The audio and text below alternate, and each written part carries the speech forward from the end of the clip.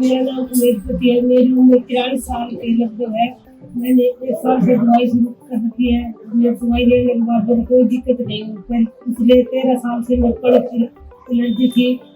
किसी ने मेरे को बताया कि डॉक्टर 3 साल से बस फिर साहब मैंने दवाई ली। उसके बाद पहले दिन को पेट में गैस बनती थी, तेजाब भी दस्त बनते थे। उसके बाद तब से मैंने दवाई शुरू की है ना, उसके बाद मुझे कोई दिक्कत नहीं हुई। मैंने 1 साल तक पूरी दवाई ली और मैं बिल्कुल ठीक हूँ। जिनको भी कड़क एलर्जी की दिक्कत है वो शीशा से दवाई ले सकते हैं। सब आते हैं हर महीने के किसी शनिवार को, बिल्कुल सही हो जाओगे दवाई लेोगे तो।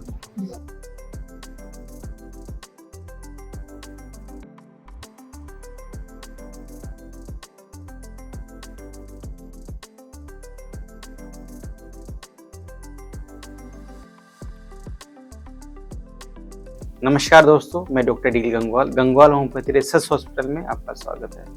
अभी आपके सामने थे उमेदपति। इन्होंने हमारे सिरसा सेंटर जो कि मंथ के 3rd सैटरडे को ओपन होता है, यहाँ से इन्होंने ट्रीटमेंट स्टार्ट किया। इनकी एज 42 ईयर्स ओल्ड है। अब आप देख सकते हैं कि इस एज में भी सीलिक डिजीज हो सकती है।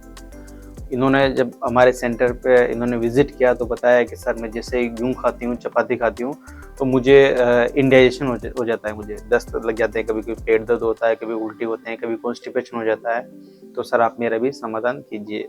इनके 2 रिलेटिव है, उनका भी हमारे सिरसा सेंटर से ट्रीटमेंट चल रहा है और उनका भी ट्रीटमेंट ठीक चल रहा है। तो उनके रेफरेंस से इन्होंने हमारे सेंटर पे विजिट किया और इनका ट्रीटमेंट लगभग 1.5 साल रहा है ट्रीटमेंट इनका। और गेहूं खाते हुए किसी भी तरह की कोई भी दिक्कत इनको नहीं हुई। जैसा कि प्रोसीजर रहता है हमारा कि हम जैसे ट्रीटमेंट स्टार्ट करते हैं 3 महीने बाद में हम ग्लूटन स्टार्ट कर देते हैं। तो हमने इनका ग्लूटन स्टार्ट किया, किसी भी तरह की कोई भी सिम्टम्स नहीं आई। इनका टीटीएस लेवल लेस देन 50 था। जैसा कि मैं पहले ही बता चुका हूँ कि जिसका टीटीएस लेवल लेस देन 50 होता है तो उनका टाइम ड्यूरेशन कम लगता है। इनको भी टाइम ड्यूरेशन कम रहा है, इनका 1.5 साल रहा। 1.5 साल की ड्यूरेशन में हमने इनकी 3-4 रिपोर्ट कराई, टीटीएस लेवल कराया इनका और हर रिपोर्ट में इनका नेगेटिव आता था। स्टार्टिंग में जब फर्स्ट टाइम इनको डायग्नोस हुआ उस समय इनका टीटीएस लेवल लेस देन 50 था। तो हमने ट्रीटमेंट स्टार्ट किया, मेडिसिन भी इनको अच्छी सूट की। तो लगभग इनका ट्रीटमेंट 1.5 साल रहा।